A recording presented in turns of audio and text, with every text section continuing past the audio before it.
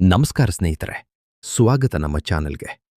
ಇತ್ತೀಚಿನ ದಿನಗಳಲ್ಲಿ ಮಕ್ಕಳ ನಾಪತ್ತೆ ಪ್ರಕರಣಗಳು ಕರ್ನಾಟಕದಲ್ಲಿ ಹೆಚ್ಚುತ್ತಿರುವ ಹಿನ್ನೆಲೆಯಲ್ಲಿ ರಾಜ್ಯ ಸರ್ಕಾರವು ಇದನ್ನು ಗಂಭೀರವಾಗಿ ಪರಿಗಣಿಸಿ ಮಕ್ಕಳ ಸುರಕ್ಷತೆಯನ್ನು ಬಲಪಡಿಸಲು 7 ಪ್ರಮುಖ ಸೂಚನೆಗಳನ್ನು ಜಾರಿಗೆ ತಂದಿದೆ.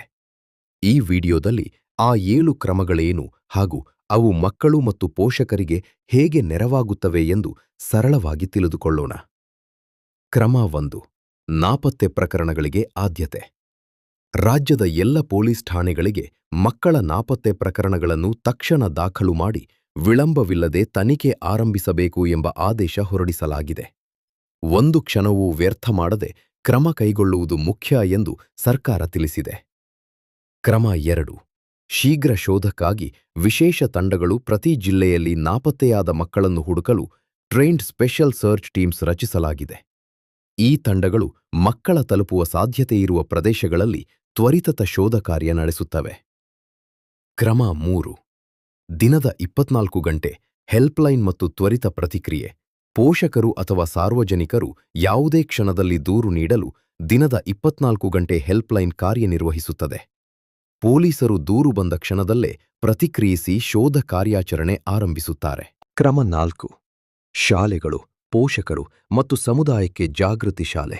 ಶಾಲೆಗಳಿಗೆ ವಿಶೇಷ ಜಾಗೃತಿ ಕಾರ್ಯಕ್ರಮಗಳನ್ನು ನಡೆಸಲಾಗುತ್ತದೆ.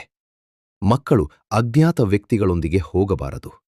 ಪೋಷಕರು ಮಕ್ಕಳ ಮೇಲೆ ಸದಾ ಕಣ್ಣಿಡಬೇಕು. ಈ ವಿಚಾರಗಳಿಗೆ ಹೆಚ್ಚಿನ ಒತ್ತು ನೀಡಲಾಗುತ್ತಿದೆ. ಕ್ರಮ 5. ರೈಲು, ಬಸ್ ನಿಲ್ದಾಣಗಳಲ್ಲಿ ಕಡ್ಡಾಯ ನಿಗಾವಹಿಕೆ. ಬಹಳಷ್ಟು ಮಕ್ಕಳನ್ನು ಸಾರಿಗೆ ನಿಲ್ದಾಣಗಳಲ್ಲಿ ಕಂಡುಹಿಡಿಯಲಾಗುತ್ತದೆ. ಇದನ್ನು ಗಮನದಲ್ಲಿಟ್ಟುಕೊಂಡು ಕರ್ನಾಟಕದ ಪ್ರಮುಖ ರೈಲು ನಿಲ್ದಾಣಗಳು, ಬಸ್ ನಿಲ್ದಾಣಗಳು ಹಾಗೂ ಗಡಿಯ ಪ್ರದೇಶಗಳಲ್ಲಿ ಪೊಲೀಸ್ ಪಹರೆ ಹೆಚ್ಚಿಸಲಾಗಿದೆ. ಕ್ರಮ 6. ರಾಜ್ಯವ್ಯಾಪಿ 15 ದಿನಗಳ ವಿಶೇಷ ಅಭಿಯಾನ.